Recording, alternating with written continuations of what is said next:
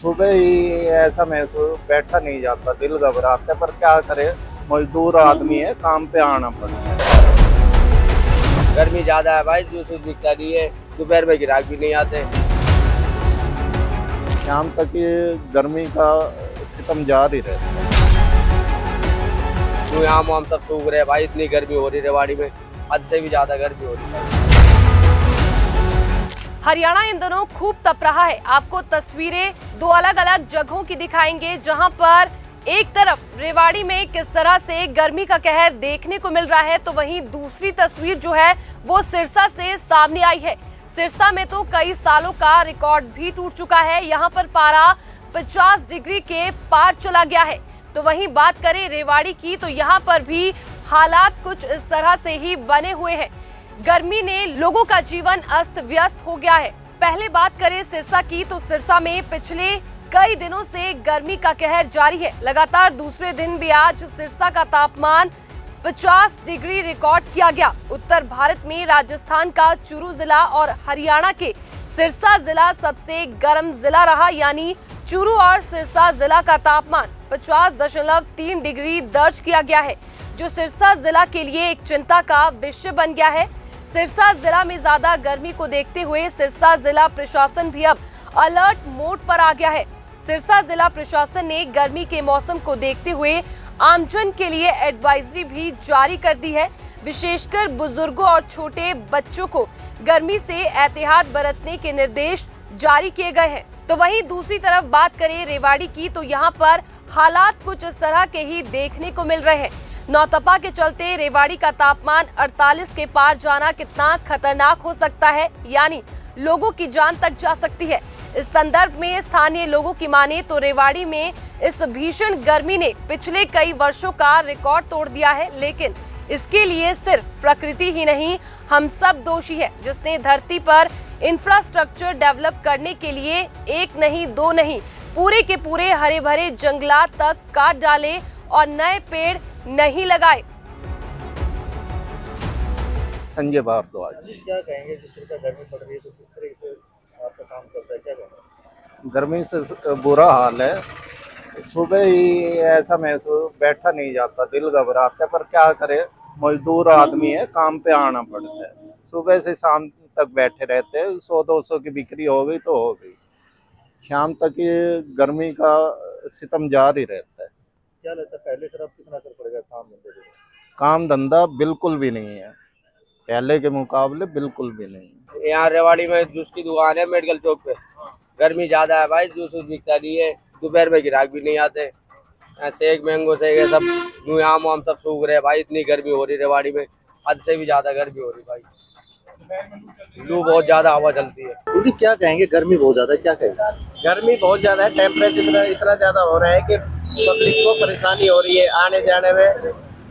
सड़कों पर इतना ज्यादा तापमान होता जा रहा है कि लोगों को परेशानी हो रही है।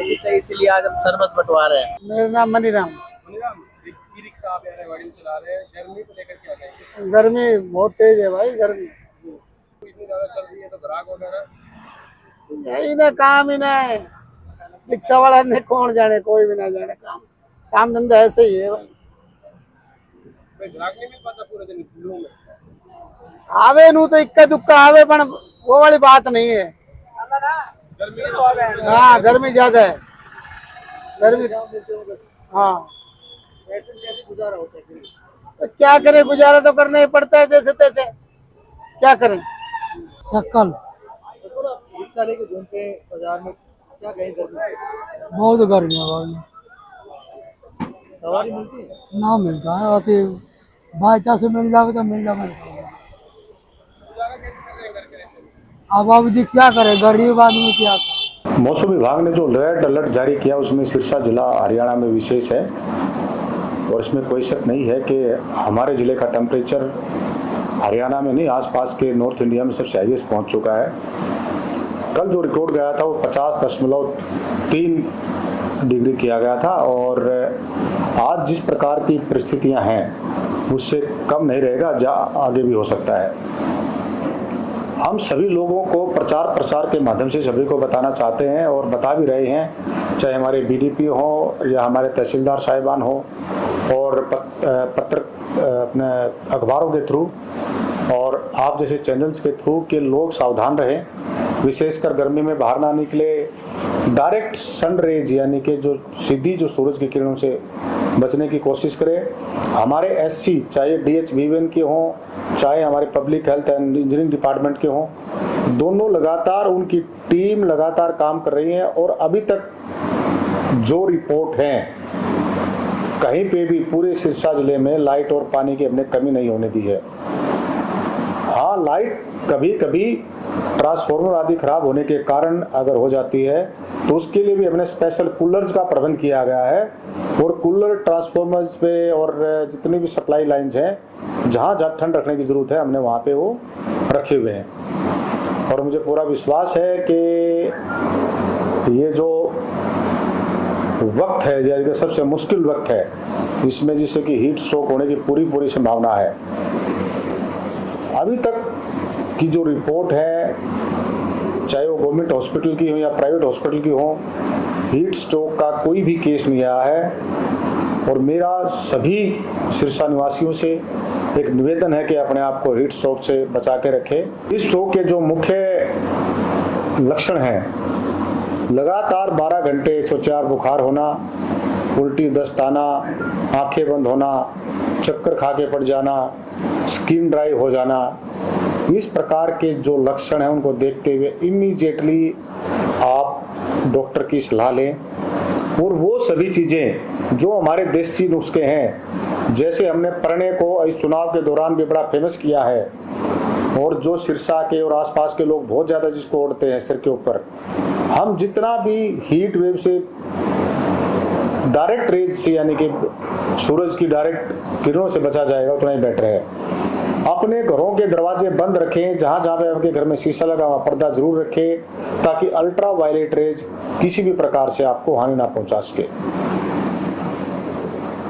सर, हेल्थ डिपार्टमेंट के द्वारा क्या एडवाइजरी जारी की गई है? हेल्थ डिपार्टमेंट लगातार टच में है सभी IMA के साथ, यानी कि पूरे जिले के डॉक्टर, प्राइवेट डॉक्टर के साथ भी। CMO साहब ने मीटिंग करके उनको बताया है कि आप किन्हीं भी परिस्थितियों में जब भी कोई स्ट्रोक का कोई व्यक्ति आता है तो उनको इमीडिएटली मेडिसिन देंगे और पैसे की वेट नहीं करेंगे, नंबर 1। नंबर 2, अगर कोई उनके साथ व्यक्ति जब भी कोई व्यक्ति आता है तो उसको हमारी जो IEC एक्टिविटीज है यानी कि इंफॉर्मेशन एजुकेशन एंड कम्युनिकेशन, वो एक्टिविटीज हमारी आशा वर्कर्स के द्वारा, डॉक्टर्स के द्वारा, IMA के द्वारा, सभी के द्वारा अपने अपने स्तर पर जारी है। आपसे भी निवेदन है कि आप अपने स्तर पर भी और हमारी कही गई बातों को जनता तक पहुंचाने का कष्ट करें। सर, कृषि का यदि देखा जाए तो नरमे का समय है और आने वाला समय धान का भी है, तो कृषि विभाग ने कोई एडवाइजरी जारी की है दुधारू पशुओं को लेकर और खेती को लेकर? देखिए, स्वाभाविक है जब गर्मी इतनी बढ़ती है तो इसमें चाहे पशु पक्षी हों, चाहे हमारी फसल हो, चाहे हमारे पेड़ पौधे हों, सभी पे उसका असर पड़ता है। और उस असर को ध्यान रखने के लिए, उस असर को कम करने के लिए जो भी उपाय हो सकते हैं, जैसे कृषि विभाग की तरफ से भी यही कहा गया है कि किसान डायरेक्ट धूप में ना जाएं और जहाँ जहाँ जैसे अगला कुछ हमारा जिले का कुछ भाग जहाँ पे भी जीरी बोई जानी है उस पे भी बहुत ही शाम को या रात्रि में जो उन्होंने प्योत बोनी है जीरी की, उसी टाइम में वो बाहर निकले किसान। बुजुर्गों के लिए और छोटे बच्चों के लिए क्या एडवाइजरी? उनके लिए तो बिल्कुल विशेष ही है कि वो किन्हीं भी परिस्थितियों में जब तक अति आवश्यक ना हो बाहर ना निकले, और निकलें तो प्रिकॉशन के साथ निकलें। जैसे उदाहरण के तौर पर गाड़ी में या अगर वैसे भी जाएं तो पूरा कपड़ा ओढ़ के। और एक सबसे अहम बात यह है कि इसमें व्हाइट कपड़े पहनने और व्हाइट भी कॉटन के कपड़े पहने। जितने व्हाइट कपड़े पहन सकते हैं, कॉटन के कपड़े पहन सकते हैं, चाहे कुर्ता पजामा हो चाहे वो परना हो, तो वो आपके लिए अल्ट्रावायलेट रेज को डायरेक्ट रोकते हैं।